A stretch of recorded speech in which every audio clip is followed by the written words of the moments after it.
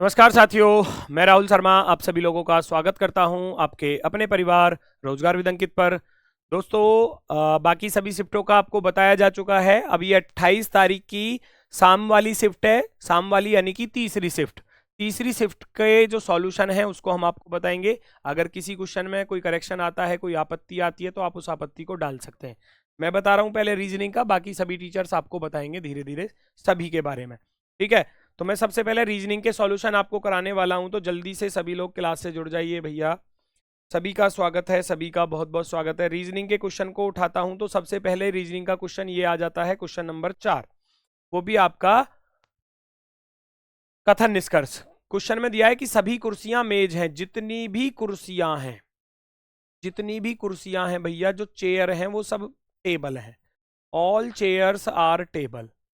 फिर कह रहा है कोई मेज बिस्तर नहीं है, कोई भी मेज, टेबल जो है वो बिस्तर नहीं है, बेड बिल्कुल अलग आएगा, मना किया हुआ है साफ साफ। अब कह रहा है कुछ बिस्तर कुर्सी हैं, क्या बेड वाला चेयर को काटेगा? नहीं काटेगा, गलत। कोई बिस्तर मेज नहीं है, कोई बिस्तर टेबल नहीं है, बिल्कुल सही, क्योंकि बिस्तर टेबल नहीं हो सकता, बेड जो है वो टेबल नहीं हो सकता, बिल्कुल राइट। आप कहोगे ओनली सेकंड, तो ये बोर्ड ने बिल्कुल सही माना है, एकदम करेक्ट। आगे बढ़ते हैं दोस्तों नेक्स्ट की तरफ। नेक्स्ट क्वेश्चन नंबर 6 आपके सामने ये रहा, सिटिंग अरेंजमेंट। 6 व्यक्ति एक सीधी पंक्ति में बैठे हैं, उत्तर की तरफ मुख करके। 6 हैं, 1 2 3 4 5 और 6। फटाफट से बिठा दो सभी को। ई के बाईं ओर केवल 3 व्यक्ति बैठे हैं भैया, ई के बाईं ओर 3 व्यक्ति बैठे हैं, तो पहला दूसरा तीसरा 3 हो गए ई के बाईं ओर। बीई के दाईं ओर दूसरा है, बीई के दायां दूसरा, पहला दूसरा, बी इधर आ जाएगा, वेरी गुड। ए और सी के बीच में केवल 3 लोग बैठे हैं, ए और सी के बीच में 1 2 3 यहीं पर आ सकता है, या तो ए इधर हो सकता है या सी इधर हो सकता है, या हो सकता है सी इधर हो ए इधर हो। सी डी के ठीक बाईं ओर है, अब देखो सी डी के ठीक बाईं ओर है, उधर आ नहीं सकता, तो फिर सी को यहां रखना पड़ेगा और ए को यहां रखना पड़ेगा।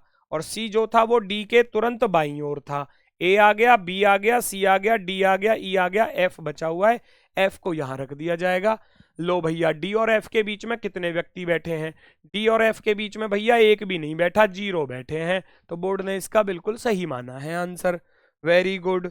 आगे बढ़ते हैं। नेक्स्ट है आपका मैथमेटिकल ऑपरेशन। कैलकुलेशन करनी है। बी का अर्थ माइनस है, सी का अर्थ गुणा है, ए का अर्थ प्लस है, डी का अर्थ भैया भाग है। 2 से काट दोगे 30 को, 15 बार कटेगा। 14 माइनस के 5 पंजे हो जाएंगे ये 25, और प्लस का बचा 15। 15 और 14 29, 29 में से 25 घटाओगे आपके पास 4 बचेगा, और 4 बोर्ड ने बिल्कुल सही माना है आंसर, एकदम करेक्ट। आगे बढ़ो, आगे बढ़ो भैया रीजनिंग के क्वेश्चंस पर। ये आ गया कोडिंग डिकोडिंग का। एक निश्चित कूट भाषा में हेयर को इस प्रकार से लिखा गया है, AGED को इस प्रकार लिखा गया है, तो ए का कोड बताना था। अब देखो ए इसमें भी आ रहा है और ए इसमें भी आ रहा है, तो दोनों में कॉमन क्या है? नंबर 9 7 1 5 में एक इसमें भी आ रहा है और एक इसमें भी आ रहा है, तो आपका आंसर क्या हो जाएगा? 1 1 हो जाएगा। ऑप्शन नंबर 4 बिल्कुल सही माना है, बिल्कुल सही माना गया है। ये क्वेश्चन था भैया, ये क्वेश्चन हर शिफ्ट में आया था और बच्चों को इसने अच्छा खासा परेशान किया था। चलो तो देखते हैं, पहले ऑप्शन को रखते हैं। 6 और 198 के साथ बिना ऑप्शन के ये क्वेश्चन सॉल्व होगा नहीं, याद रखना, बिना ऑप्शन के क्वेश्चन सॉल्व होगा नहीं, ऑप्शन की वैल्यू आपको उठा के रखनी ही पड़ेगी। अब मुझे दिखाई दे रहा है क्या लॉजिक हो सकता है, ये 6 की पावर 3 के पास है या 8 की पावर 3 के पास है, तो ऐसा ही लॉजिक ढूंढ लूंगा। तो फिर 6 की पावर 3 216, 216 में से 18 घटा दिए, यानी कि 6 तिया 18 घटा दिए। 8 की पावर 3, 8 की पावर 3 अट्ठू अट्ठू 64 अट्ठे 512, और 512 में से 24, यानी कि 8 तिया 24 घटा दिए। नंबर का क्यूब माइनस नंबर का 3 टाइम्स माइनस किया गया है। लॉजिक है क्वेश्चन पर, नंबर की पावर 3 में से 3n को माइनस किया गया है, ये क्वेश्चन का लॉजिक है, ये क्वेश्चन का लॉजिक है। दोनों तरफ सेम लॉजिक बना, तो ऑप्शन नंबर ए बिल्कुल शानदार जवाब होगा। नेक्स्ट बच्चा, नेक्स्ट पर आ जाओ भैया, नेक्स्ट पर। ये मैथ का है, रीजनिंग का ये आ गया। पेंटेड में प्रत्येक स्वर को अंग्रेजी वर्णमाला में उसके बाद वाले अक्षर से बदल दो। वॉवेल में +1 और प्रत्येक व्यंजन को उसके क्रम के पहले वाले अक्षर से -1। इस प्रकार बने अक्षर समूह में नए समूह में बाईं ओर से तीसरा पूछा था, तो आप बाईं ओर से तीसरा ही पकड़ लो। 1 2 3, तीसरा है इसमें आई। आई एक वॉवेल है, तो वॉवेल में क्या करोगे, +1 करोगे। आई में +1 करोगे तो जे आएगा, और जे वाला आंसर बोर्ड ने बिल्कुल सही माना है, एकदम राइट। आगे बढ़ते हैं नेक्स्ट की तरफ भैया, फटाफट से चलो, फुल स्पीड में चलो, फुल स्पीड में एकदम। चलो जी, देखो जरा, ये है आपका अल्फाबेट सीरीज, बच्चों वाला सवाल बिल्कुल। 7 2 9 2 11 2 13 और 2 15 पर आएगा ओ। ओ वाले ऑप्शन सही होंगे, आर वाले तुरंत गलत। दूसरा चेक कर लो, 10 2 12 2 14 2 16 और 2 18 पर आर आ जाएगा। आर वाला सही रहा, ये रहा आर। इसमें वी दे रखा है तो ये बिल्कुल गलत। लास्ट वाला चेक करना चाहो कर सकते हो, 14 2 16 2 18 2 20 20 और 2 22, 22 पर होता है वी। ओ आर वी वाला ऑप्शन नंबर 4 आपका सही जवाब होगा। आगे बढ़ते हैं नेक्स्ट की तरफ, आगे बढ़ते हैं नेक्स्ट की तरफ। अगला क्वेश्चन, अगला क्वेश्चन ये रहा आपका, एक इंग्लिश में लिखा हुआ है, हालांकि 7 boxes P Q R S X Y Z are kept one over the other but not necessarily in the same order. एक के ऊपर एक रखे हुए हैं, 7 बॉक्सेस है, नंबर लिख के करना होता है सॉल्व। 1 2 3 4 5 6 और 7, इस तरीके से आप 7 बॉक्सेस को रख दोगे। सबसे पहली लाइन में बोला है only P is kept above x. Only P, केवल पी एक्स के ऊपर रखा हुआ है, केवल पी एक्स के ऊपर है, बाकी एक्स के ऊपर कोई नहीं है, तो वो ऊपर आ गए। Only 2 boxes are kept between X and S. X और एस के बीच में 2 बॉक्स रखे गए हैं, 1 और 1 2, ठीक है जी। Only R is kept below Z. Z के नीचे केवल आर को रखा गया है। y is not kept immediately above s। y s के तुरंत ऊपर नहीं है, तुरंत ऊपर नहीं है, तो फिर यहां होगा y। बचा कौन, क्यों बचा, क्यों को यहां रख देना। पूछा था which box is kept 4th from the top. ऊपर से चौथे नंबर पर कौन है, 1 2 3 4, चौथे नंबर पर है हमारा क्यों, जो कि बोर्ड के द्वारा सही माना गया है, एकदम राइट। अगला क्वेश्चन इसी के जस्ट नीचे है आपका अल्फाबेट सीरीज का। 2 2 4 2 6 2 8 और 2 10 +2 चल रहा है, +2 चल रहा है। 6 3 9 3 12 3 15 3 18 प्लस का 3 चल रहा है, 18 पर आर आ जाएगा। लास्ट वाला 23 माइनस के 2 19, -2 चल रहा है। 19 - 2 15 में से 2 गए, नहीं ये क्यों है या ओ है, ये देखना पड़ेगा भाई। 23 नहीं, माइनस के 4 हो रहे हैं, माइनस के 4 हो रहे हैं, 3 नहीं हो रहे। 23 में से 4 गए 19, 19 में से 4 गए 15, 15 में से 4 गए 11, 11 में से 4 घटाऊंगा तो भैया कितना आ जाएगा, 7, 7 पर आएगा जी। बिल्कुल सही है, बिल्कुल सही है, +2 +3 -4 का लॉजिक है। ऑप्शन नंबर फर्स्ट वाला बिल्कुल सही जवाब होगा। नेक्स्ट पर आ जाओ, नेक्स्ट पर ब्लड रिलेशन ये रहा आपके सामने भैया। ब्लड रिलेशन में पूछा है एम का टी के साथ रिलेशन, एम का टी के साथ रिलेशन। बिना पेन चलाए आंखों ही आंखों में क्वेश्चन सॉल्व होगा। प्लस का अर्थ क्या दिया है, प्लस का अर्थ दिया है माता। एम का टी से पूछा गया ना, तो ये इसकी माता हो गई, माता। माइनस का अर्थ दिया है भाई, माता का भाई हो गया, तो ये ऑप्शन गलत हो गया। माता का भाई, माता का भाई 3 बच रहे हैं अभी। गुणा का अर्थ है, गुणा का अर्थ है पत्नी, माता के भाई की पत्नी, माता के भाई की पत्नी। यहां भी ठीक है, यहां भी ठीक है। चलो भाग बचता है लास्ट, भाग का अर्थ है पिता, यानी कि पत्नी का पिता, पत्नी का पिता ऑप्शन नंबर बी पर दिया है। यहां पत्नी का भाई लिखा था तो ये गलत है, ये गलत है। तो ऑप्शन नंबर केवल और केवल आपका बी वाला बिल्कुल सही माना गया है। आंखों ही आंखों में क्वेश्चन सॉल्व होते थे ये। चलो ये रहा, फिर से एक और क्वेश्चन आ गया भैया आपके सामने। ये थोड़ा सा परेशान करने वाला, पॉइंट में दिया है ना, पॉइंट में। तो जैसे कि सी ऑप्शन पर यहां लिखा है 26 और उधर लिखा है 140.4, आगे दिया है 38 और आगे लिखा है 205.2। ये क्वेश्चन था, बस थोड़ा सा मैं कह रहा हूं, हो सकता है बहुत सारे बच्चे इसको छोड़ कर आए होंगे, लेकिन ये क्वेश्चन बिल्कुल सही है, क्वेश्चन बिल्कुल सही है। इस पर लॉजिक क्या है, 26 पंजे 130 और 130 और 26 चौके 104, यानी कि 10.4, तो 140.4, यानी कि मैं कहूं तो 26 पंजे 5.4 की मल्टीप्लाई हो रही है, 5.4 की मल्टीप्लाई। यहां पर भी मैं ऐसे करूंगा तो 5.4 की मल्टीप्लाई अगर है तो ठीक है, 4 8 32, बिल्कुल सही है, बिल्कुल सही है। Option number 3। ये क्वेश्चन थोड़ा सा मैं कहूंगा ये लेवल वाला क्वेश्चन था, बच्चे इसको मुझे लगता है एक दो बच्चे तो फंस गए होंगे जरूर, इस वाली चीज जरूर फंसे होंगे, क्योंकि अच्छा क्वेश्चन था। यहां आपसे पूछा गया है find the odd one out, find the odd one out. ये 22 माइनस का 1 21, 21 प्लस के 2 23, 23 प्लस के 2 25, ऐसे चल रहा है।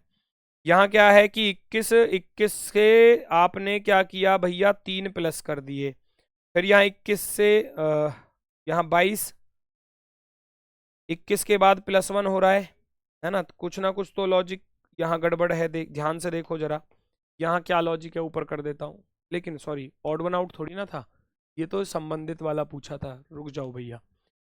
D4 पर 4 प्लस के 5 9, 7 प्लस के 5 12, और 5 प्लस के 5 भैया 10, और 8 प्लस के 5 भैया 13, प्लस का 5 बन रहा है तो प्लस का 5 कर देना।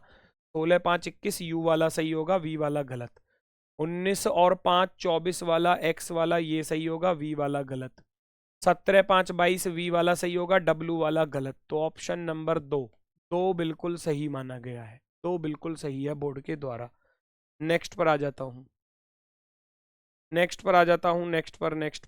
पर आपका रीजनिंग का क्वेश्चन भैया ये आ गया यहाँ पर। ये बिल्कुल आसान वाला था, बिल्कुल आसान वाला। वो कह रहा है प्रत्येक स्वर को अंग्रेजी वर्णमाला के क्रम में उसके बाद वाले अक्षर से, तो वॉविल में +1 कर दो और कॉन्सोनेंट को -1 कर दो। फिर कह रहा है इस प्रकार बने अक्षर के नए समूह में बाएं से तीसरा, तो पहले बाएं से तीसरे को ही पकड़ लो, पूरा सवाल सॉल्व नहीं करना। ए को पकड़ लो, बाएं से तीसरा ए है, ए में 1 जोड़ोगे तो बी आ जाएगा। 5 सेकंड नहीं लगी थी क्वेश्चन को सॉल्व करने में एग्जाम में भैया, बी बिल्कुल सही जवाब। नेक्स्ट अगला क्वेश्चन, लेटर एनालॉजी, ध्यान से देखो, लॉजिक पकड़ना है बस। 7 प्लस के 4 11, 20 प्लस के 3 23, और 3 प्लस के 2 5, 4 3 2, 4 3 2 का लॉजिक है। ढूंढ लो ऑप्शन में कहीं बन रहा है। 12 माइनस का 1 11 गलत, 4 3 7 हो गया गलत, 15 प्लस के 4 19 ठीक है, 26 माइनस यहाँ 26 प्लस के 3 बिल्कुल सही है, 7 प्लस के 2 9 बिल्कुल सही है। ऑप्शन नंबर 3 तीसरे वाले विकल्प पर बिल्कुल सही माना गया है। नेक्स्ट पर आ जाते हैं, ये रहा कथन और कार्यवाही वाला। वो कह रहा है कि हाई स्कूल के एक शिक्षक श्रीमान एक्स प्राय अपने विद्यार्थी को पीटते हैं, जैसे कि मैं ही किसी को पकड़ लूं और उसको रोज पीटने लगूं, तब वो बच्चा परेशान होकर क्या करेगा, फिर सोचो क्या कार्रवाई होगी। विद्यार्थी को इस मामले की शिकायत विद्यालय के प्रिंसिपल को देनी चाहिए। तो भैया सीधा अंकित सर के पास पहुंच जाएगा वो बच्चा, तो गुरुजी तो रोज पीटे हैं हमें, ठीक है।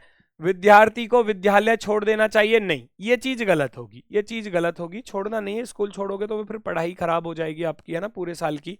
तो विद्यार्थी को इस मामले की शिकायत प्रधानाचार्य को।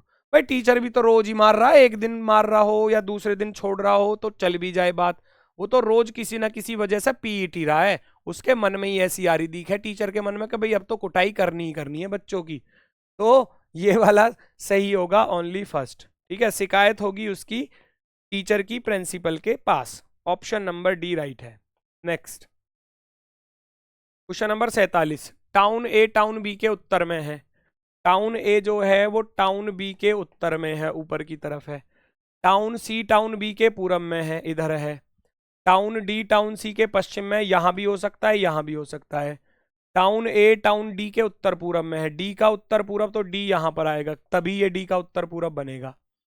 टाउन एम टाउन सी के उत्तर में, सी के उत्तर में एम यहां पर है, तो एम के सापेक्ष डी की स्थिति बता दो। एम के सापेक्ष आपको डी की स्थिति बतानी है, तो ये वाली कंडीशन, ये वाली दिशा कौन सी होती है, हम जानते हैं ऊपर नॉर्थ, इधर साउथ, इधर ईस्ट और इधर वेस्ट। आपको चाहिए ये वाली डायरेक्शन, तो साउथ वेस्ट, क्योंकि एम के सापेक्ष डी का बताना था, तो डी इधर की तरफ है, इधर कोने पर, ये होता है साउथ वेस्ट, यानी कि दक्षिण पश्चिम दिशा, जो कि बिल्कुल सही है। नेक्स्ट पर आ जाते हैं, नेक्स्ट पर ये रहा आपका find the odd one out. 19 plus के 4 23, 12 प्लस के 4 16, 11 प्लस के 4 15, 4 प्लस के 2 6, यहाँ 2 प्लस कर दिए, 14 प्लस के 4 18 और 7 प्लस के 4 11, 1 प्लस के 4, 1 प्लस के 4 भैया 5 और 20 प्लस के 4 24। तो ऑप्शन नंबर जो है आपका ये वाला अलग होगा, क्योंकि इसमें 2 को जोड़ा गया है, बाकी सब में +4 चल रहा था, +4। नेक्स्ट अगला क्वेश्चन इसी के नीचे है, बिल्कुल एक आसान सा क्वेश्चन जो हर शिफ्ट में पूछा गया था। माउस का कोड दिया है, स्पोक का दिया है, प्राउड का दिया है, के का पूछा है। अब के को चेक कर लो, के आ कहाँ रहा है, स्पोक में आ रहा है, इसमें आंसर है। माउस में नहीं आ रहा तो इसमें आंसर नहीं होगा। 7 4 6 5 में से आंसर नहीं होगा, 7 4 6 5 आपका एक आंसर नहीं हो सकता। और प्राउड में क्या आ रहा है, प्राउड में भी के नहीं है, तो 2 6 3 9 4 भी नहीं होगा, 2 भी नहीं होगा, तो फिर 8 ही बचता है, 8 ही बचता है। ऑप्शन नंबर 4 बिल्कुल शानदार जवाब। नेक्स्ट फिर से एक और find the odd one out आ गया। डी 4 प्लस के 4 8, बी वी 22 पर 22 प्लस के 4 26 है, यू 21 प्लस के 5 26 है ना, एम 13 प्लस का 1 14, वाई 25 प्लस के 4 29 और 17 प्लस के 4 21, 1 प्लस के 4 5 और 19 प्लस के 4 23। भैया तो ये वाला आपका आंसर होगा, क्योंकि बाकी सब में +4 ही चल रहा था, +4 चल रहा है हर किसी में, +4 चल रहा है हर किसी में। नेक्स्ट पर आ जाओ, नेक्स्ट पर आ जाओ, नेक्स्ट पर और कहाँ पर है, ये रहा औसत, नहीं ये आपका मैथ का हो गया, ये रहा आपका क्वेश्चन नंबर 61, क्वेश्चन नंबर 61 कथन निष्कर्ष। कह रहा है, ये कह रहा है कोई कुत्ता सुअर नहीं है, नो डॉग इज पिग, है ना, बिल्कुल अलग अलग। और सभी सुअर पत्थर हैं, ऑल पिग आर स्टोन, कुछ पत्थर सुअर हैं, पत्थर का कुछ हिस्सा, स्टोन का कुछ हिस्सा पिग का है, सुअर का है, बिल्कुल है, आप कहोगे राइट हो जाएगा जी। कोई पत्थर कुत्ता नहीं है, कोई पत्थर स्टोन, बेटा मना किया था डॉग और पिग के लिए, कुत्ते और सुअर के लिए, पत्थर और कुत्ते के लिए मना नहीं किया, ये इसको काट सकता था, इसलिए ये गलत हो जाएगा। आप कहोगे ओनली फर्स्ट फॉलो, बिल्कुल सही जवाब, बिल्कुल शानदार। नेक्स्ट आगे चलते हैं, चलते हैं। ये रही आपकी सीरीज, जो कि एक आसान सी सीरीज थी। 4 में 1 जोड़ा 5, 5 में 4 जोड़े 9, 9 में 9 जोड़ा 18, 18 में 16 जोड़े 34, स्क्वायर को ऐड किया गया है, तो अब नंबर आएगा 25 का। तो 34 में जब आप 25 जोड़ दोगे तो आपका आंसर हो जाएगा 59, जो कि बिल्कुल ही आसान क्वेश्चन था, बिल्कुल ही आसान। नेक्स्ट अगला क्वेश्चन आपके सामने, चेक करो भैया कहां पर है। ये रहा आपका क्वेश्चन नंबर 72। सी का अर्थ प्लस है, डी का अर्थ माइनस है, ए का अर्थ भाग है और बी का अर्थ गुणा है। कैलकुलेशन करनी है, 12 से 12 कट जाएगा, एक बार 1 की गुणा 144 में करोगे तो ये 144 प्लस के 44 माइनस का 144, इस माइनस के से प्लस वाला खत्म, आपके पास बचेगा 44। चलो जी आगे बढ़ते हैं, 73 वाला और ये 74 वाला, ये रहा, और 75, 2 क्वेश्चन बचे हैं बस। 7 व्यक्ति ABCD पंक्ति में उत्तर की ओर मुख करके बैठे हैं, 1 2 3 4 5 6 और 7, इस तरीके से बिठा दोगे भाई सभी को। ए और एफ के बीच में 5 व्यक्ति बैठे हैं, ए और एफ के बीच में 5 व्यक्ति, हो सकता है कि एफ इधर हो ए उधर हो। जी एफ के बाईं ओर तीसरा है, जी एफ के बाएं तीसरा, पहला दूसरा तीसरा, तो जी आ जाएगा यहां पर, बिल्कुल सही हो गया अब तो। ई बी और एफ का निकटतम पड़ोसी है, ई जो है वो बी और एफ का निकटतम पड़ोसी है, दोनों के बीच में आ गया। सी जी का निकटतम पड़ोसी नहीं है, सी यहां नहीं आ सकता तो सी यहां जाएगा। ए बी सी डी बचा, डी को यहां रख देना। पूछा क्या है, सी और ई के बीच में कितने लोग हैं, सी और ई के बीच में 1 2 3, 3 लोग बैठे हैं, ऑप्शन नंबर 3 आपका जो है वो बिल्कुल सही होगा। आखिरी क्वेश्चन भैया ये रहा आपके सामने। उपरोक्त श्रृंखला में ऐसे कितने प्रतीक हैं, ऐसे सिंबल बताओ जिनके ठीक पहले एक सिंबल हो और बाद में भी सिंबल। भाई 3 सिंबल लगातार चाहिए, है ना, प्रतीक प्रतीक प्रतीक, कहीं आ रहा है, ध्यान से देखो, 3 प्रतीक, एक ये रहा, एक ये रहा, एक ये रहा, ये 2 आ रहे हैं लगातार, ये अकेला आ रहा है, और ये आ रहे सबसे लास्ट में, सबसे लास्ट में आ रहे हैं भैया, ये सबसे लास्ट में आ रहे थे 3 प्रतीक एक साथ, 3 प्रतीक एक साथ, केवल एक पेयर मिला, ओनली 1। भाई कोई भी क्वेश्चन गलत नहीं है पूरी शिफ्ट में, बिल्कुल सभी क्वेश्चन आपके रीजनिंग के बिल्कुल सही हैं। बाकी मैथ के लिए आपको आकाश सर बताएंगे। हाँ जी सर।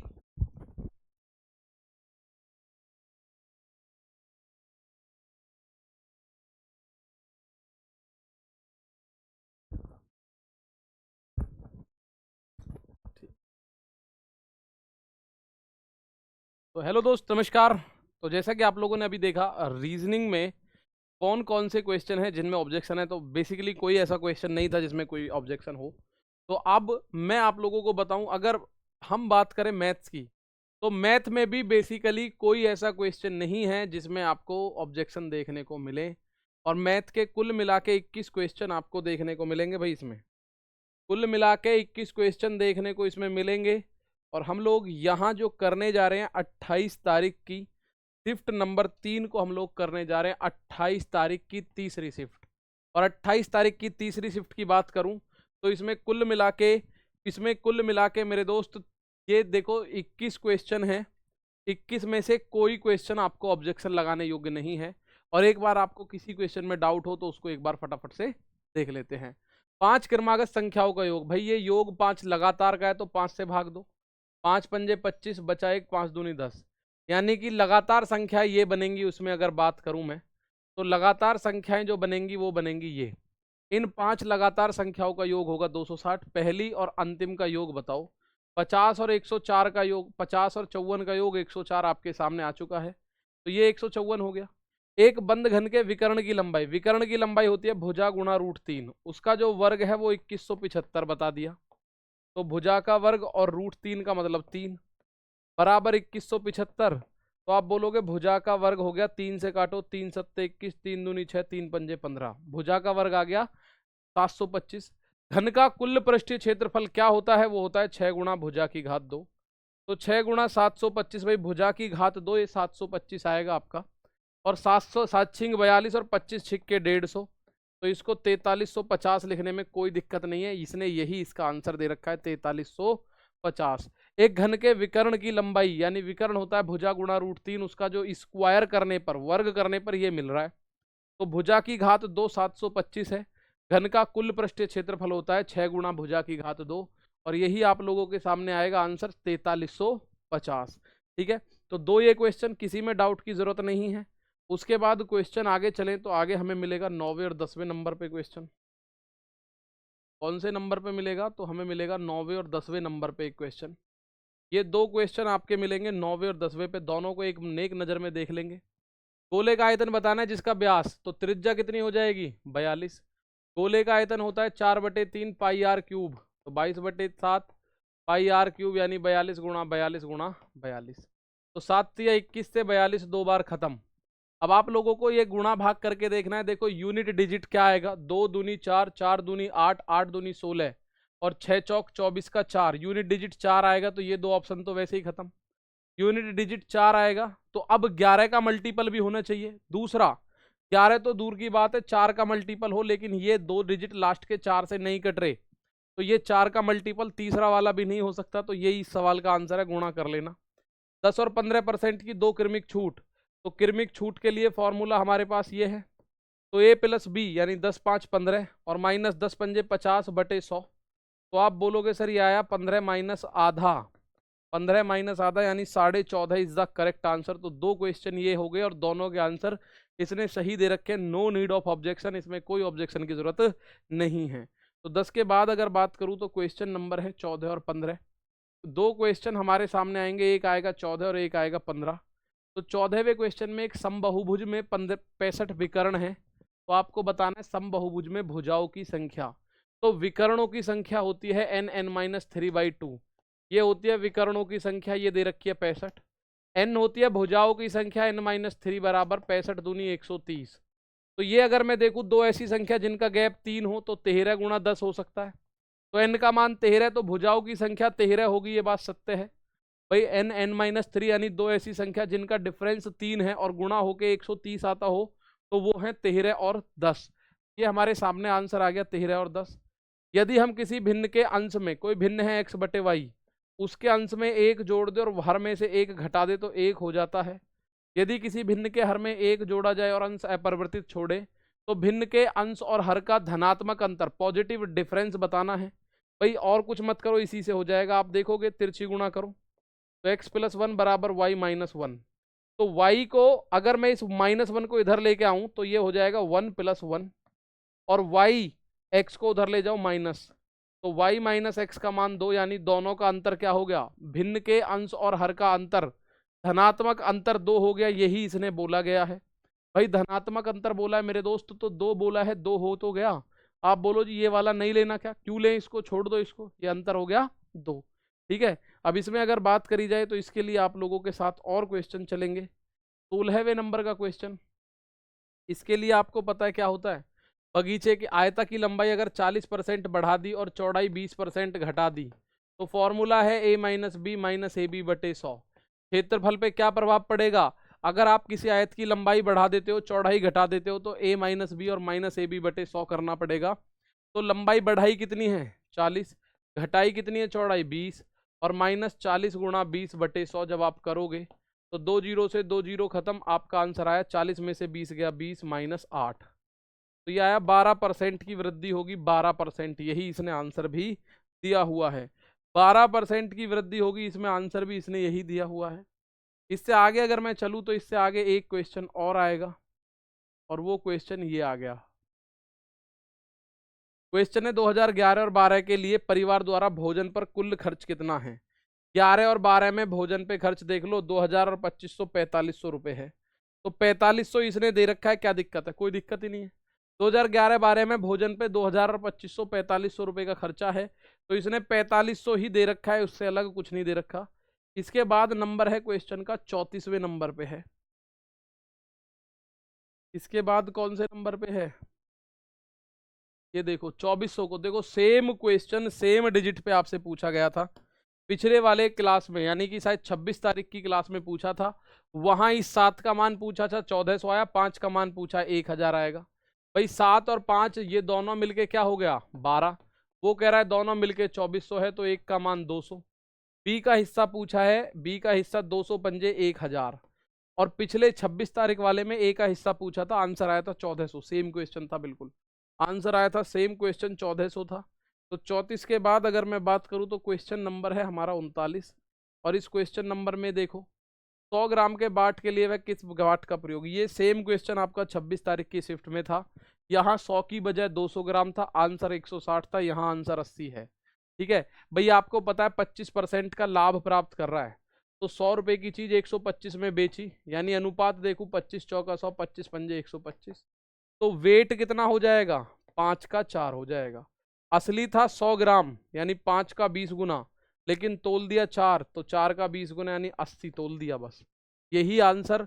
सेम क्वेश्चन था, बस यहाँ पे 200 ग्राम दे रखा था तो आंसर 160 आया था, अब 100 ग्राम दे दिया तो आंसर 80 आया। 26 तारीख में बिल्कुल सेम क्वेश्चन, इसलिए एनालिसिस के लिए मना करा गया था बेसिकली, क्योंकि क्वेश्चन लीक मानो उन्हें अगर होता है किसी में आगे तो। ठीक है, तो 39 हमने करा। 39 के बाद हम चलेंगे सीधा 45वें क्वेश्चन पे, उसी में हमारे मैथ्स का क्वेश्चन मिलेगा एक हमें। 8 किलोमीटर पर आवर की चाल से दौड़ती 200 मीटर दूरी तय करने में कितना समय लगेगा। तो समय बराबर दूरी बटे चाल, दूरी और बटे चाल, तो चाल को 5/18 से करोगे गुणा, 18 घूम के ऊपर, 8 पंजे 40 से 5 बार 18 पंजे 90 सेकंड इस सवाल का आंसर। 18 पंजे 90 सेकंड, इसने भी 90 सेकंड दिया है तो आप इसका आंसर 90 सेकंड ही करोगे। अगर हम 45 से आगे की तरफ चलने की कोशिश करेंगे तो क्वेश्चन नंबर आएगा 48। क्वेश्चन नंबर आएगा 48 और 48वें क्वेश्चन पे आप आंसर दोगे फटाफट से। ये रहा, आरव अकेला एक कार्य 6 दिन में पूर्ण कर सकता है, बबीता अकेला वही कार्य 8 दिन में पूर्ण कर सकती है। बबीता ने 2400 रुपए में पूर्ण करना स्वीकार किया, चैतन्य की सहायता से 3 दिन में पूरा कर लिया। भुगतान किया जाना है, अब आपको बताना है भुगतान कितना किया जाना है। तो बबीता को कितना भुगतान किया जाना है ये बताना है बस। तो आरब जो है एक काम 6 दिन में, बबीता 8 दिन में, और तीनों मिलके 3 दिन में काम को खत्म कर रहे हैं। तो एलसीएम की बात करो 24, आरब का 4, बबीता का 8 तिया 24, और तीनों का मिलके आएगा 8। तो दोस्त 4 और 3 ए और बी का तो हो गया 7, तो सी का कितना हो गया 1 हो गया, तभी तो 8 बनेगा। तो अब आपको हालांकि चैतन्य का बताना ही नहीं है, कुल मिला के तीनों की क्षमता 8 है, तो 2400 रुपये 8 हिस्सों में बांट दो। उन 8 में से बबीता का हिस्सा है 3, तो 8 से इसको काटोगे 300 बार और 300 तिया 900। बबीता का पूछा है तो आंसर 900 हो जाएगा। बबीता का पूछा है तो आंसर क्या हो जाएगा? आप बोलोगे सर आंसर हो जाएगा 900। तो ये 48वां क्वेश्चन। 48वें के बाद है क्वेश्चन नंबर 60 और 62। 48 के बाद अगर मैं बात करूं क्वेश्चन, तो क्वेश्चन नंबर है मेरे दोस्त 60 और 62। उनमें किसी में ऐसी कोई आपत्ति दर्ज करने की जरूरत नहीं है अगर मैं देखूं तो। ये रहा 60वां क्वेश्चन। 60वें क्वेश्चन पे आप देख पा रहे होगे। 60वां क्वेश्चन कह रहा 30 विद्यार्थियों की कक्षा में परीक्षा दी, 12 विद्यार्थियों का औसत प्राप्तांक 80 है, शेष का 75 है। तो भाई 12 का कुल योग हो गया 12 गुणा 80, 12 अट्ठे 96, 960। बचे कितने? शेष 18। टोटल 30 है, तो 18 का औसत है 75। तो 18 पंजे 90 की जीरो, हासिल लगा 9। 18 सत्ते 126, 18 अट्ठे 18 पंजे 90, 18 छिक्के 108, 18 सत्ते 126, 126 और 9 135। तो इन दोनों को जोड़ के पूरी कक्षा का बताना है, तो 30 से भाग कर दो, 0 से 0 काट दो। 3 का भाग इसमें दोगे तो 3 तिया 9, 3 दूनी 6 और प्लस 3 का भाग 3 चौक 12, 3 पंजे 15। ये आंसर आप देखोगे 77 आ गया। आप जैसे गुणा भाग करो कर लेना, ये आंसर आ गया 77। आंसर कितना आ गया? पूरी कक्षा का जो औसत भार आया है वो आया है 77। हमने जैसे करना है कर लिया। और आप लोग जानते हैं सर इसको करने के लिए हमारा जो आंसर है वो 77 आना चाहिए, इसने 77 दे दिया। 61 के बाद क्वेश्चन नंबर 62। 60 और 90 के बीच की अभाज्य संख्याओं का योग बताओ। तो 60 और 90 के बीच सबसे पहले 61। 61 के बाद अगर बात करेंगे 63 नहीं होगी, 64 65 66 67 68 नहीं है, 69 नहीं, 70 71 72 73 है। उसके बाद 74 75 76 77 78 79, ये हैं बस। 79 के बाद 80 81 82 83 84 85, फिर ये 89 पे जाके है। बस यही संख्याएं जो अभाज्य हैं। ठीक है, अब इनका योग बताना है। तो आप बोलोगे सर 9 9 और 3 12, 12 और 9 21, 21 और 3 24 और 1 25, 25 और 7 32 और 1 33 का 3। इकाई अंक 3 आ रहा होगा, तो ये दो ऑप्शन तो वैसे ही खत्म हो गए। और सीधी सी बात है 373 नहीं होगा, क्योंकि 6 पंजे 60 पंजे ही 300 हो जाता है, तो ये सारी 60 से ज़्यादा है और 5 से भी ज़्यादा है। तो जो भी आएगा ये 523 इस सवाल का आंसर आ रहा है। चेक कर लेना गुणा भाग करके, इस गुणा भाग को चेक कर लेना। इसके अलावा 62 के बाद क्वेश्चन नंबर में बात करूँ 63 आपके सामने है। 63 इंग्लिश में बोलिए भाई, इंग्लिश बोलिए उसने। 63 में क्या कह रहा है? From a point on the ground, height and distance का क्वेश्चन है। Angle of elevation of the top and the bottom of a flag that is mounted on an 80 metre high pole. कोई 18 मीटर लंबा पोल है, इसके ऊपर एक झंडा है। 18 मीटर लंबा पोल है, इसके ऊपर एक झंडा है। माना ये कोई झंडा है इसके ऊपर, ये कोई इसके ऊपर झंडा है। अब आपको बताना है किसी ग्राउंड के, किसी इस ग्राउंड के किसी पॉइंट से यहाँ के टॉप पे 60 और बॉटम पे, झंडे के टॉप पे तो 60 डिग्री का कोण बन रहा है और बॉटम पे 30 डिग्री का कोण बन रहा है। तो अब आप जानते हो 30 डिग्री होगा 1 और √3, और 60 होगा 1 और 30 डिग्री जो बनेगा वो बनेगा 1 और √3, ये बनेगा √3 और 1। लेकिन यहाँ भी √3 है तो ये भी √3 होना चाहिए, ये √3 होगा तो इसका भी √3 गुना करो, यानी ये पूरा हो गया 3। अब ये हिस्सा पूरा 3 है, 3 में से ये 1 है तो ये 2 होगा।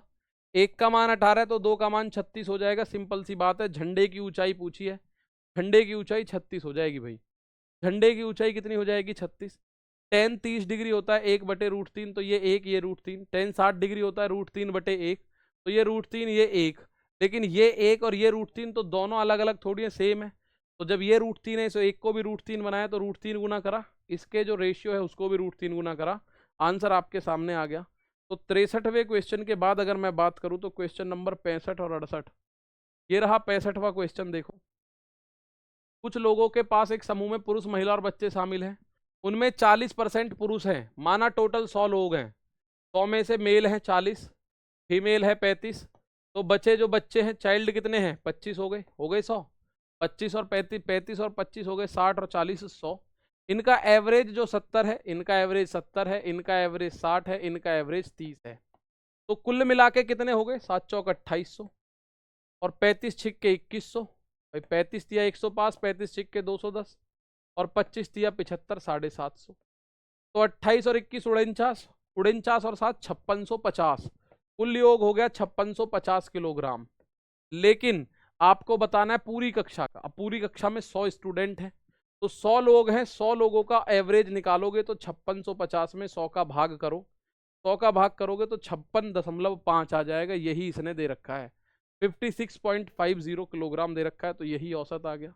तो 62 के बाद अगर 65 के बाद देखो तो 68 है, ये आ गया भाई, और 69 है।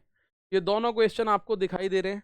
इन दोनों क्वेश्चन पे देखो, 1998 में एक शहर की जनसंख्या थी 50,000, 1979 में, 1988 में इतनी थी, 79 में 25% बढ़ी तो 125% हुई। अगले साल 30% घटी तो 100 में से 30 घटा दो 70% रह गई, और अगले साल 40 बढ़ी तो 40 बढ़ा दो। ऊपर 6 जीरो हैं, नीचे देखो 4 और 2 6 जीरो, खत्म।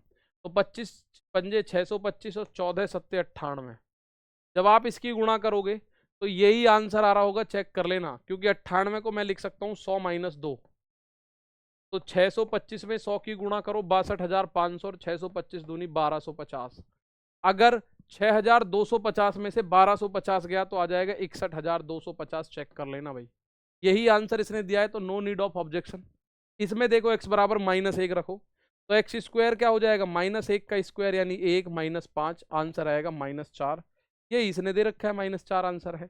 तो ये क्वेश्चन है 69। इसके बाद 70 नंबर का क्वेश्चन देखो, इसके बाद जस्ट 70 और 71 नंबर का क्वेश्चन, ठीक है। 70 नंबर का 7 और 11 से डिविजिबल है, तो यही क्वेश्चन डिविजिबल है। ऑप्शन देख लो भाई, 11 से यही कट रही है, क्योंकि इसके जो सम और विषम अंकों का योग है उनका अंतर 0 आ रहा है। 7 से भी कट रही है, 7 दूनी 14 बचा 3, 7 पंजे 35 बचा 2, 7 तिया 21, तो इसमें कोई नहीं। अंडर रूट 16 है, अंक आधे रह जाएंगे दशमलव के, 1 2 3 4, तो 16 का आधा, 16 का अंडर रूट 4, अंदर 4 है तो बाहर आके 2 अंक रह जाएंगे, गुणा। ये है क्यूब रूट, तो 8000 है 20 का, तो ये 200 का बन जाएगा भाई। 2 जीरो से दशमलव खत्म, 4 दूनी 8, इस सवाल का आंसर ये रहा। 4 दूनी 8, इस सवाल का आंसर ये रहा। तो 71वें क्वेश्चन के बाद अब लगभग खत्म है। 71वें क्वेश्चन के बाद ये लास्ट क्वेश्चन है 73वां। इसमें कह रहा है कोई धनराशि 2 साल में 1 से 4 दूनी 8 और 1 9/4 हो जाती है। तो फाइनली 4 से 9 हो जाती है 2 साल में। तो रेट ऑफ इंटरेस्ट निकालना है, तो आप बोलोगे 2 से 3 1 साल में हो जाती है, यानी 50%। प्रिंसिपल और अमाउंट के बीच का रेशियो दे रखा है, 4 से 9 होता है कितने साल में, 2 साल में। तो 1 साल के लिए अंडर रूट कर दो।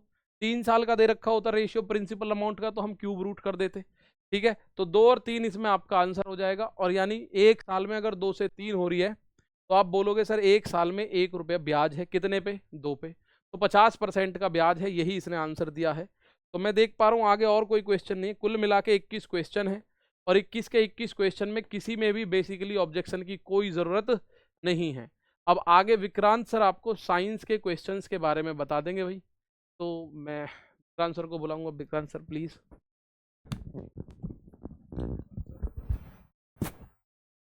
दोस्तों देखते हैं एक बार साइंस के क्वेश्चन गलत तो नहीं, ऑब्जेक्शन वगैरह तो नहीं लगाना है, एक बार देखते हैं जल्दी जल्दी।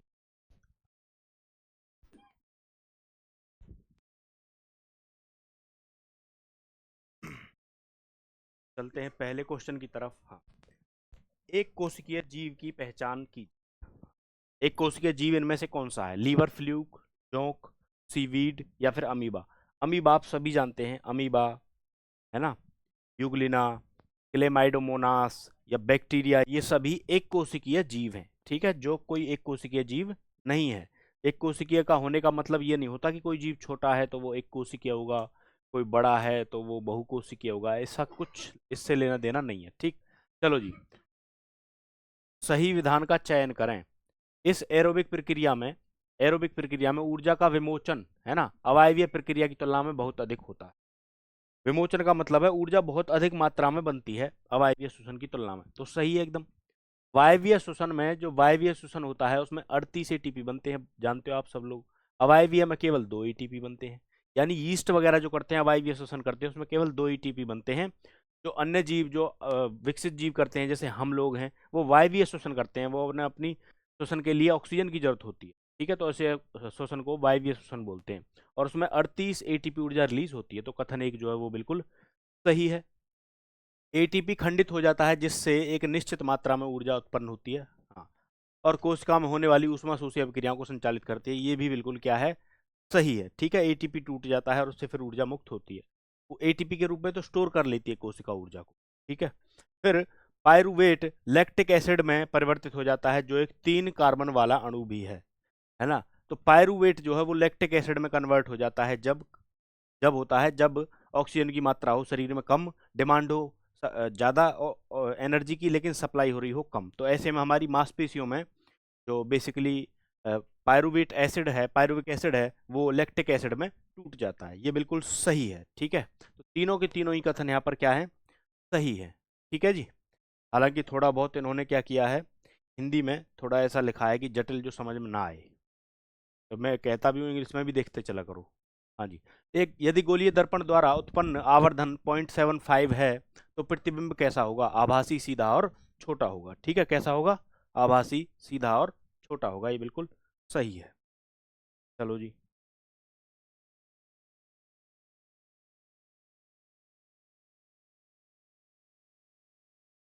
कहाँ है नेक्स्ट क्वेश्चन।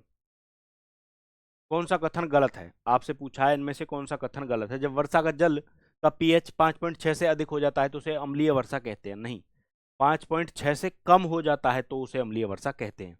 5.5 या 5.6, कहीं पे 5.5 लिखा रहता है। तो यही कथन जो है पहला ही हमारा ये गलत हो गया, मतलब यही पूछा था इसने, तो यही हमारा हो जाएगा उत्तर। ठीक है जी, यही हो जाएगा उत्तर। लेकिन और कथन भी देखे लेते हैं। जीवित प्राणी पीएच परिवर्तन की केवल एक संकीर्ण परासी में ही जीवित रह सकते हैं, यानी कि एक लिमिटेड रेंज के अंदर ही सजीव जीवित रह सकते हैं। पीएच उससे ज्यादा ऊपर नीचे नहीं होना चाहिए, एक लिमिटेड रेंज है ना। फिर अगला दे रखा है, जब वर्षा का जल का पीएच 5.6 से कम हो तो उसे अम्लीय वर्षा कहते हैं। बिल्कुल करेक्ट है।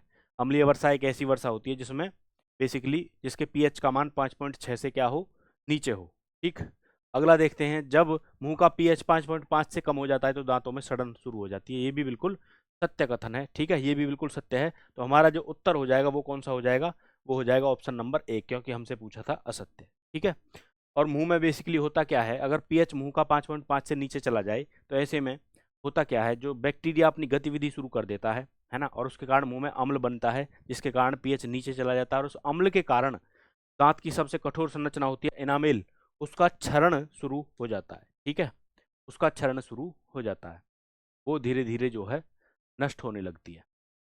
कार्बन के संबंध में निम्नलिखित में से कौन सा कथन सत्य है।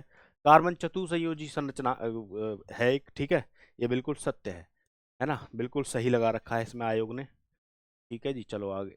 जब बल और विस्थापन एक ही दिशा में हो तो किया गया कार्य क्या होता है, पॉजिटिव होता है। जानते हो ना तुम सभी लोग, बल की दिशा में ही विस्थापन हो रहा हो, किया गया कार्य क्या होगा, पॉजिटिव होगा, है ना। चलो जी, चलो जी आगे की तरफ। What determines the chemical properties of carbon compound. Carbon compound की रासायनिक जो गुण होते हैं उन्हें कौन दर्शाता है ना, किसके द्वारा दर्शाए जाते हैं, फंक्शनल ग्रुप। ठीक है, फंक्शनल ग्रुप, फंक्शनल ग्रुप के द्वारा। ठीक है, चलो जी आगे।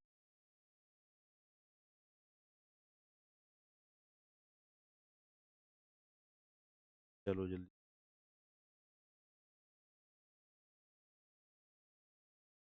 दूध किसका मिश्रण है, जल, वसा और प्रोटीन का, है ना। जल, वसा और प्रोटीन का, बिल्कुल सही है।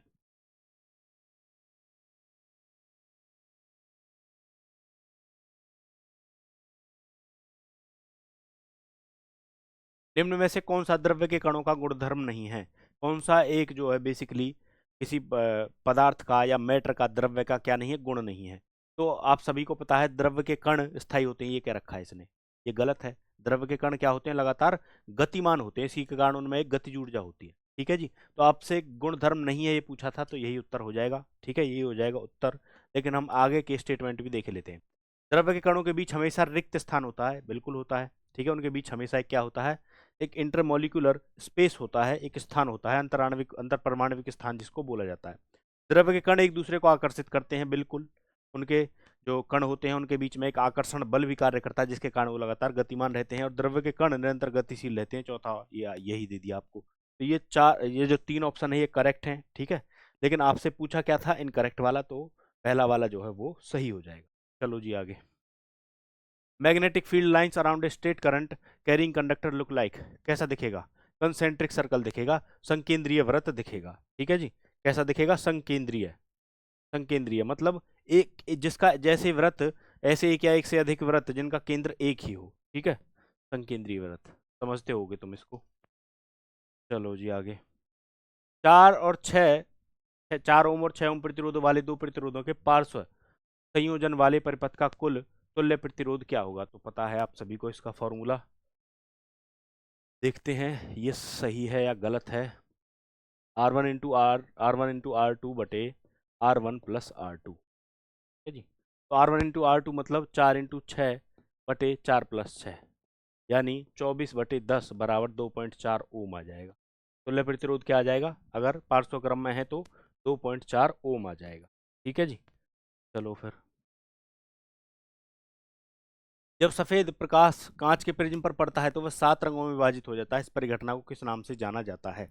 वर्ण विक्षेपण बोलते हैं इस परिघटना को, आप सभी जानते हो। 7 कलरों में विभाजित हो जाता है श्वेत प्रकाश, है ना, वर्ण विक्षेपण की घटना बोलते हैं। और 7 कलर वो बेसिकली आप जानते ही हो, बेबिग्योर बोलते हैं। ठीक है, लाल का वर्ण विक्षेपण सबसे कम होता है विचलन, और बैंगनी का सबसे ज़्यादा होता है। चलो जी, ये भी सही लगा रखा है। हाँ, which tissue is responsible for movement in our body? तो मस्कुलर टिश्यू की जो कोशिकाएं हैं वो संकुचित और प्रसरण होती रहती हैं, कॉन्ट्रैक्शन और उनमें रिलैक्सेशन होता है, जिसके कारण जो है हम जो है हमारी मसल जो है बेसिकली वो मूव कर पाती है। हम जो हाथ पैर जो हिलाते हैं, जो लिख रहा हूँ मैं, जो आप लोग लिख रहे हो, ठीक है, वो सारे काम जो है मस्कुलर टिश्यू के द्वारा कराए जा रहे हैं। ठीक है जी। सभी द्रव और गैसें डैश हैं। सभी द्रव और गैसें क्या हैं बताओ? ठोस हैं, अर्धचालक हैं, विद्युत रोधी हैं, या तरल हैं? इनमें सबसे करेक्ट क्या है? सबसे ज़्यादा करेक्ट इनमें है तरल। ठीक है, सभी द्रव और गैस हम कैसे कह सकते हैं कि अर्धचालक हैं? हम कैसे कह सकते हैं कि विद्युत रोधी? हम कैसे कह सकते हैं कि ठोस है? सबसे सटीक जो ऑप्शन है वो क्या है? तरल। ठीक है, चलो जी आगे।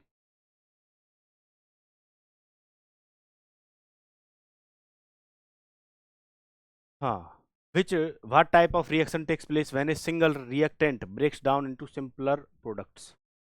तो अपघटन अभिक्रिया बोलते हैं इसी अभिक्रिया को। ठीक है जी, इसमें एक एक बेसिकली रिएक्टेंट टूट जाता है सिंपल प्रोडक्ट में, साधारण उत्पादों में, तो उसी ऐसी अभिक्रिया को क्या बोलते हैं? डीकम्पोजिशन। ठीक है, विघटन अभिक्रिया। चलो, उस वैज्ञानिक का नाम बताइए जिसने सबसे पहले 1665 में कोशिका की खोज की। तो आप सब लोग जानते हो, रॉबर्ट हुक ने कोशिका की क्या करी थी? खोज करी थी। वो एक मृत कोशिका थी, लेकिन इनके ठीक 9 वर्ष बाद में एंटोनी वॉन ल्यूएनहॉक ने जीवित कोशिका की खोज करी 1674 में। चलो जी, which of the following actions is responsible for the survival of species over time? है जी, बताओ। तो कौन सा कार्य है इनमें से जो बेसिकली सर्वाइवल को, यानी प्रजातियों के सर्वाइवल को बनाए रखता है, समय के साथ बनाए रखता है, उनके जीवन को बनाए रखने में मदद करता है? तो आप सभी को पता है क्या बनाए रखता है? उनका अनुकूलन, है ना, उनका जो चेंज हुए हैं प्रकृति में उसके साथ खुद को ढालना, यही चीज़ उन्हें बनाए रखती हैं। अगर वो ना खुद को ढालें तो क्या वो सदा के लिए रहेंगे? नहीं रहेंगे। ऐसे हजारों प्रजातियां विलुप्त हो गई, लाखों प्रजातियां विलुप्त हो गई, कितने बड़े बड़े और कितने विकसित जीव थे वो विलुप्त हो गए, है ना। तो वेरिएशन, इसका सही जो उत्तर होगा वो क्या होगा? वेरिएशन होगा। ठीक है जी, चलें आगे। जब कोई मोटर कार तेज चाल से तीक्ष्ण मोड़ पर मुड़ती है तो हम एक और झुकने लगते हैं। यह उदाहरण की गति के किस नियम पर आधारित है? ये उदाहरण जो है गति के किस नियम पर आधारित है? बताओ किस नियम पर आधारित है, बताइए। क्यों झुकने लगते हैं हम लोग? वो पहला नियम आपको पता है गति का? कोई वस्तु अगर विरामावस्था में तो विरामावस्था में रहेगी, गति की अवस्था में तो गति की अवस्था में रहेगी, जब तक कि उस पर कोई बाह्य बल ना लगाया जाए, है ना। और उसके फिर एग्जाम्पल भी आप लोगों को याद होंगे। वो एग्जाम्पल कि जब खड़ी हुई बस अचानक से चलती है तो हम पीछे की तरफ गिरते हैं, और जब चलती हुई बस अचानक से रुकती है तो हम आगे की तरफ गिर जाते हैं, है ना। तो ये बेसिकली संवेग संरक्षण, ये बेसिकली जड़त्व का नियम का जो है एग्जाम्पल भी होता है। ठीक है जी, और पहले नियम को हम लोग जड़त्व का नियम भी बोलते हैं। चलो जल्दी जल्दी, हाँ ये रहा। जल के अणु में हाइड्रोजन और ऑक्सीजन परमाणु के द्रव्यमान का अनुपात क्या है? तो आप सभी को पता है हाइड्रोजन का तो परमाणु क्रमांक भी 1 होता है और परमाणु भार भी 1 होता है। तो परमाणु क्रमांक 1 है, लेकिन जल के अणु कितने यहाँ पर? 2। H2O में 2 अणु होते हैं। और रेशियो पूछा है आपसे ऑक्सीजन का। ऑक्सीजन का जो परमाणु क्रमांक है वो तो 8 होता है, लेकिन परमाणु भार जो है, परमाणु द्रव्यमान जो है वो 16 होता है। तो 2:16, यानी कि 1:8 हो जाएगा। ठीक है जी, क्या हो जाएगा? 1:8। चलो फिर।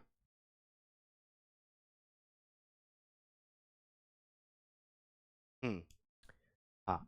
क्या होता है जब मटर के पौधे में एक विकल्पी जोड़े के स्थान पर दो विकल्पी जोड़ों का अध्ययन करने के लिए संकरण कराया जाए? लंबे बौने लक्षण, गोल झुर्रीदार लक्षण स्वतंत्र रूप से वंशानुगत होते हैं। बिल्कुल सही है। चलो जी।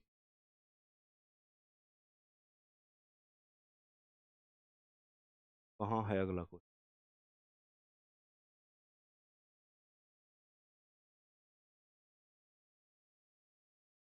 हाँ, तो अब रंजीत सर जो है आपको जीएस के क्वेश्चंस कराएंगे। सही सर।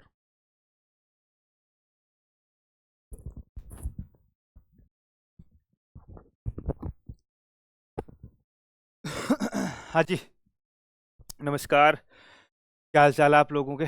देखो, आपने साइंस के क्वेश्चन देख लिए हैं। अब हम लोग बातें करने वाले हैं जीके के बारे में कि किस प्रकार से 28 तारीख की थर्ड शिफ्ट में जीके के क्वेश्चंस थे। कोई क्वेश्चन है जिनके ऊपर हम लोग ऑब्जेक्शन उठा सकते हैं?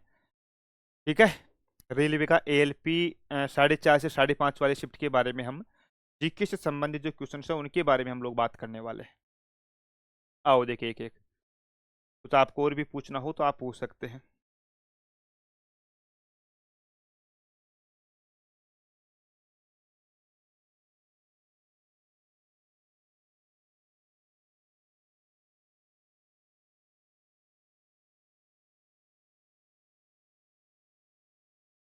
अभी तक देखो 10-12 क्वेश्चन तक तो अपना जीके मिला ही नहीं है हमें।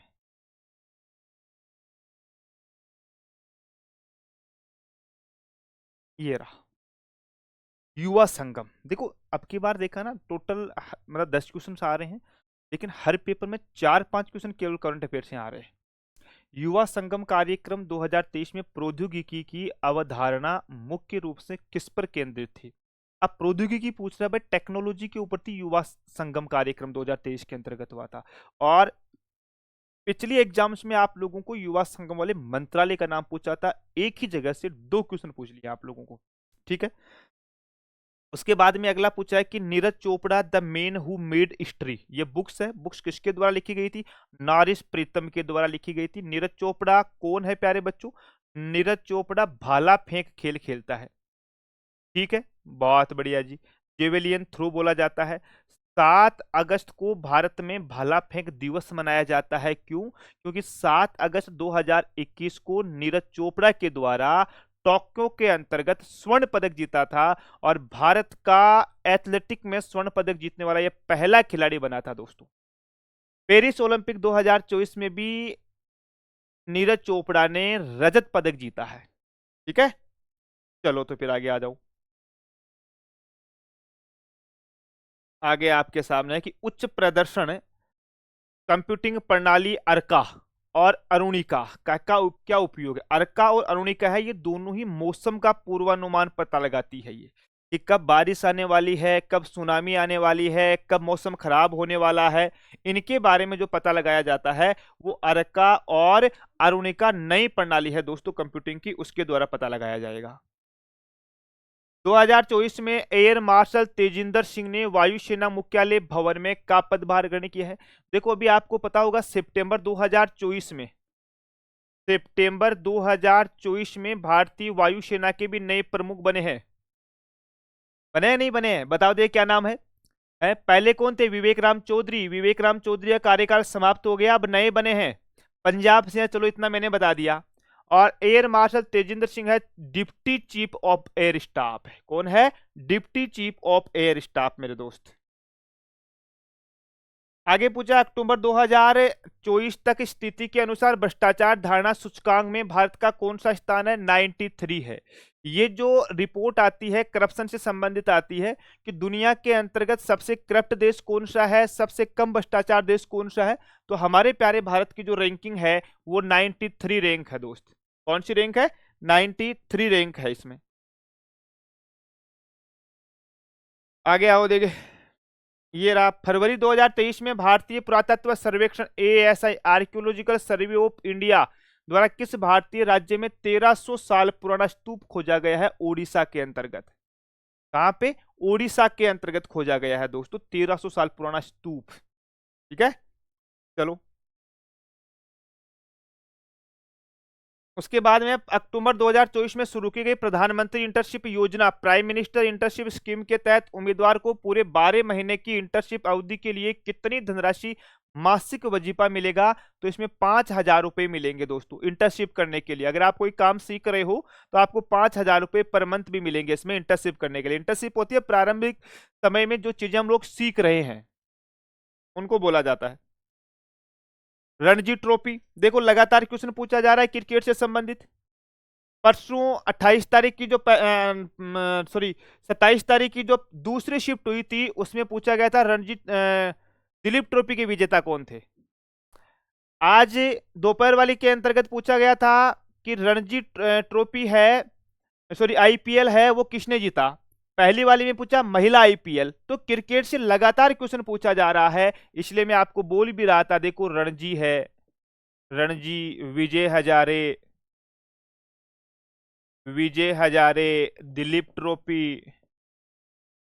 दिलीप ट्रॉफी इन सब के बारे में आपको पता होना चाहिए। ठीक है, चलो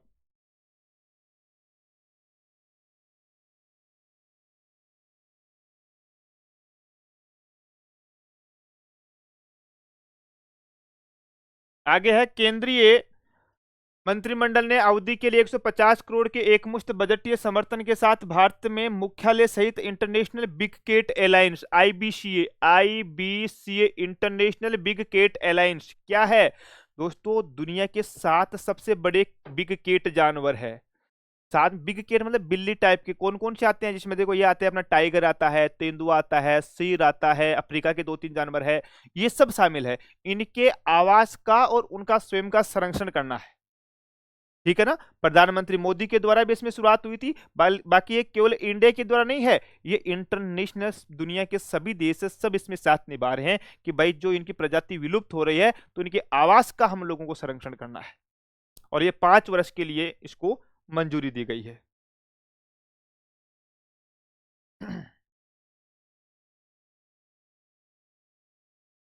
सितंबर 2024 में भारत के किस उच्च न्यायालय ने संशोधित सूचना प्रौद्योगिकी नियम 2023 को रद्द किया, जिसमें केंद्र को सोशल मीडिया पर सरकार और उसके प्रतिष्ठानों के बारे में फर्जी, झूठी और भ्रामक जानकारियों की पहचान करने के लिए एक तथ्य जांच इकाई स्थापित करने का अधिकार दिया। ये बॉम्बे उच्च न्यायालय ने दिया है कि कोई भी है जो फेक न्यूज वगैरह फैलाते हैं ना, उनके लिए दोस्तों एक यूनिट की स्थापना होनी चाहिए और उनको रोकना है, फेक न्यूज को रोकना है। सबसे बड़ी बात यही है। भ्रामक जानकारियां जो देते हैं ना, और आजकल के सोशल मीडिया पे तो यही चलती है। ये लो, तो मुझे ऐसा लग रहा है कि आज के क्वेश्चंस हो गए मेरे प्यारे बच्चों, ये हो गए। तो आज के क्वेश्चन सब सही थे। किसी भी क्वेश्चंस के अंतर्गत प्यारे बच्चों कोई रीट लगाने की, कोई ऑब्जेक्शन उठाने की जरूरत नहीं है, एकदम सीधे सीधे क्वेश्चन थे। और उम्मीद करता हूँ आपने पेपर दिया तो आपका पेपर भी अच्छा हुआ होगा। अब मैं चलता हूँ, मिलेंगे आप लोगों से अगले शिफ्ट के अंतर्गत। तब तक के लिए स्वास्थ्य का ध्यान रखना, बड़ों का सम्मान करना, छोटों से प्रेम करना। जय हिंद, जय भारत।